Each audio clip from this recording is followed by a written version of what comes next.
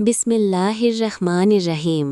আসসালামু আলাইকুম ওয়ারহমতুল্লাহি ওয়াবারাকাতুহু।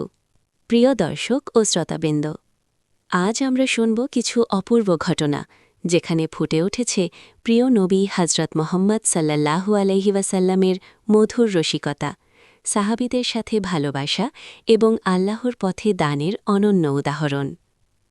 এই গল্পে আমরা স্মরণ করব চার মহান খলিফাকে: হজরত আবু বকর রাদিয়াল্লাহু আনহু, হজরত উমর রাদিয়াল্লাহু আনহু, হজরত ওসমান রাদিয়াল্লাহু আনহু এবং হজরত আলী রাদিয়াল্লাহু আনহু। মদিনার এক শান্ত বিকেল। নবীজি সাল্লাল্লাহু আলাইহি ওয়াসাল্লাম সাহাবীদের নিয়ে গোল হয়ে বসেছেন। সামনে তাজা খেজুর।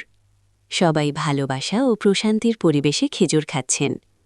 খেতে খেতে নবীজি সাল্লাল্লাহু আলাইহি ওয়াসাল্লাম নিজের খাওয়া খেজুরের বিচিগুলো আস্তে করে হজরত আলী রাদিয়াল্লাহু আনহুর সামনে রাখতে লাগলেন। খাওয়া শেষে তিনি হাসি মুখে বললেন, বলো তো, আজ কে সবচেয়ে বেশি খেজুর খেয়েছে?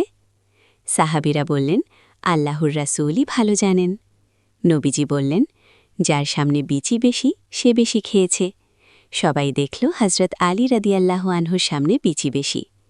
তখন হজরত আলী রাদিয়াল্লাহু হাসি মুখে বললেন, ইয়া রাসূলাল্লাহ, মনে হয় কেউ কেউ তো বিচিসহ খেজুর খেয়ে ফেলেছেন। সবাই হাসিতে ভরে উঠল। এখানে আমরা দেখি নবীজি সাল্লাল্লাহু আলাইহি ওয়াসাল্লাম ছিলেন হাস্যোজ্জ্বল ও সহজ। প্রিয় ভাই ও বোনেরা, নবীজি কখনও কষ্টদায়ক রসিকতা করতেন না। তিনি সত্য বলতেন, কিন্তু সুন্দরভাবে। তিনি শিশুদের সাথে খেলতেন, অসুস্থদের খোঁজ নিতেন, মানুষের হৃদয় জয় করতেন। ইসলাম কঠোরতার ধর্ম নয়, ভারসাম্যের ধর্ম।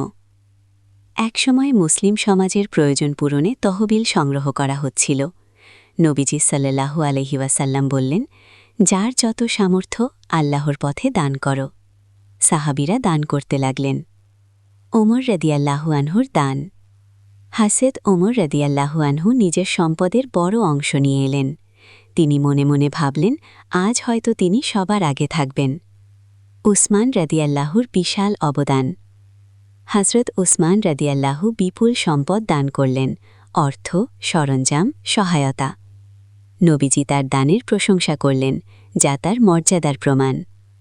আবু বকর রাদিয়াল্লাহুর অনন্য ত্যাগ। তারপর এলেন হজরত আবু বকর রাদিয়াল্লাহু আনহু। তিনি প্রায় সব কিছু নিয়ে এলেন। নবীজি জিজ্ঞেস করলেন, পরিবারের জন্য কি রেখে এসেছ? তিনি বললেন, আল্লাহ ও তার রাসূল। সবাই বিস্মিত। প্রশ্ন, সবচেয়ে বড় দান কার? নবীজি বললেন, আজ সবচেয়ে বড় দান আবু বকর রাদিয়াল্লাহু আনহু। কারণ তার ঘরে আর কিছু অবশিষ্ট ছিল না, শুধু আল্লাহর উপর ভরসা।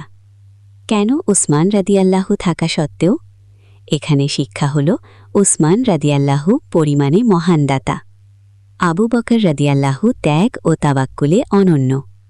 ইসলামে নিয়ত ও ত্যাগের মূল্য অনেক বড়। হাসিতে থাকা সুন্নাহ। পরিবারে ভালোবাসা বাড়ানো। আল্লাহর পথে দান করা। অহংকার পরিহার করা। আল্লাহর উপর ভরসা রাখা। আবেগঘন উপসংহার। প্রিয় দর্শক, নবীজির জীবন আমাদের শেখায়, হাসি, দয়া, ত্যাগ ও ভালোবাসা এগুলোই প্রকৃত ঈমানের পরিচয়। আসুন দোয়া করি, আল্লাহ আমাদেরকে তার প্রিয় বান্দাদের পথ অনুসরণ করার তৌফিক দান করুন। আমিন।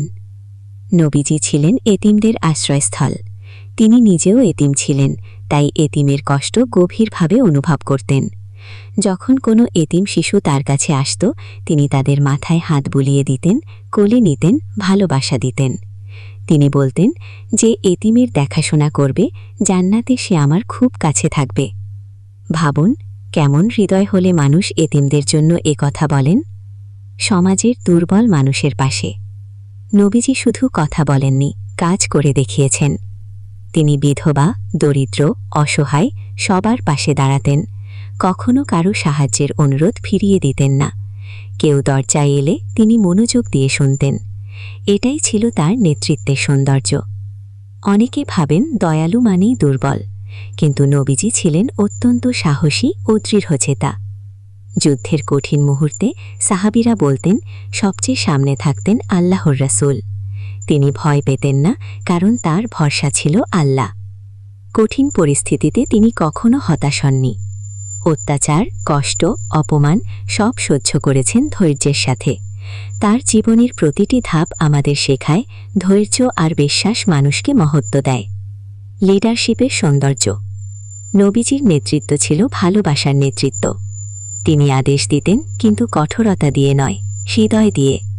মানুষ তাকে ভালোবেসে অনুসরণ করত। তিনি সবার মতামত শুনতেন, ছোট বড় সবাইকে সম্মান দিতেন। কারণ তিনি দয়ার প্রতীক, ন্যায়ের প্রতীক, সাহসের প্রতীক, নম্রতার প্রতীক। তিনি শুধু একজন নেতা নন, মানবতার পথপ্রদর্শক। এতিম ও অসহায়দের সাহায্য করা, শক্তির সাথে নম্র থাকা, নেতৃত্বে দয়া রাখা, আল্লাহর উপর ভরসা রাখা। আবেগঘন সমাপ্তি। প্রিয় ভাই ও বোনেরা, যদি আমরা নবীজির চরিত্রের অল্প অংশ জীবনে আনতে পারি, আমাদের সমাজ বদলে যাবে। আসুন দোয়া করি, আল্লাহ আমাদেরকে তার প্রিয় বান্দাদের পথ অনুসরণ করার তৌফিক দিন। আমিন।